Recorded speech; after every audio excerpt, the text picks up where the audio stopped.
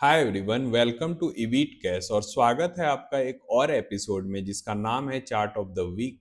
जिसमें हम हर हफ्ते चर्चा करते हैं एक ऐसे चार्ट की जिसमें हमें कुछ खास पैटर्न्स दिखते हैं, कुछ खास एक्टिविटीज दिखती हैं या कुछ ऐसा दिखता है जिससे हमें लगता है कि आगे आने वाले समय में इस शेयर में किसी भी तरह का अपवार्ड या डाउनवर्ड मूवमेंट बन सकता है। और ब्रेकआउट की भी चर्चा करेंगे।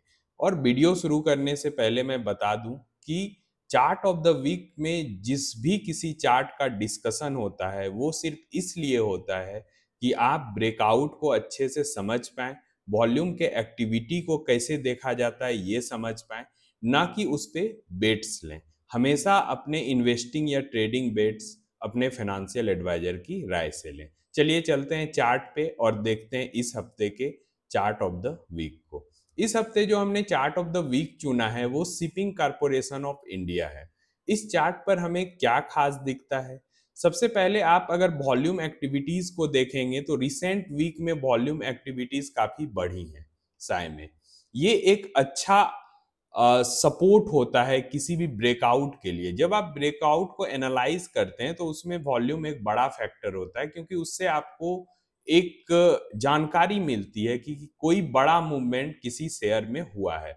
और किसी भी शेयर को गति देने के लिए ऊपर की दिशा में या नीचे की दिशा में लिक्विडिटी की भारी जरूरत होती है। जब तक लिक्विडिटी नहीं होगी कोई भी शेयर अपवर्ड या डाउनवर्ड डायरेक्शन में नहीं चलेगा। तो यहाँ पर हमें वॉल्यूम का सपोर्ट आता हुआ दिख रहा है प्रीवियस वीक्स में, जब आप देखोगे इस जगह को।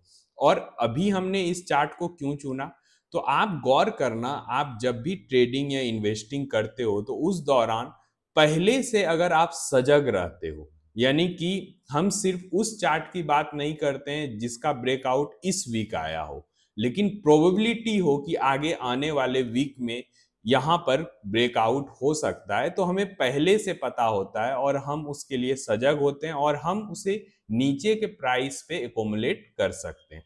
इसीलिए साय को हमने चुना है। अभी यहाँ ब्रेकआउट स्टेब्लिश नहीं हुआ है, लेकिन ये जो लाइन आप देख रहे हैं 238 का, ये ब्रेकआउट लाइन है। अगर यहाँ से किसी वीक ये इसके ऊपर जाके क्लोज देता है तो ये ब्रेकआउट माना जाएगा और क्लोजिंग पर हम ब्रेकआउट को एनालाइज करेंगे। यहाँ पर हमें ऊपर के दिशा में पहला रेसिस्टेंस कहाँ दिखता है, तो ये 345 का रेसिस्टेंस है। इसके बाद 345 के आसपास कैसी एक्टिविटीज होती हैं उस हिसाब से हम आगे के टारगेट्स को और एज्यूम कर सकते हैं अपने स्ट्रेटेजी के द्वारा।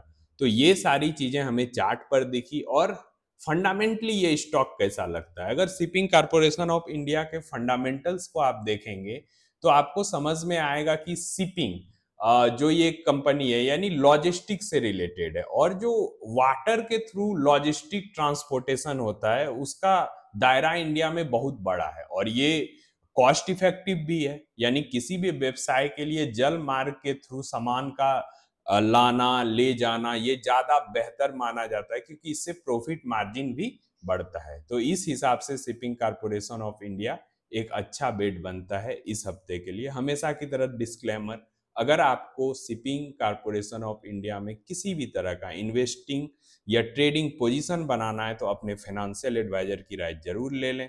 मिलते हैं अगले week next chart of the week के साथ। तब तक के लिए सारे लोगों को बाय।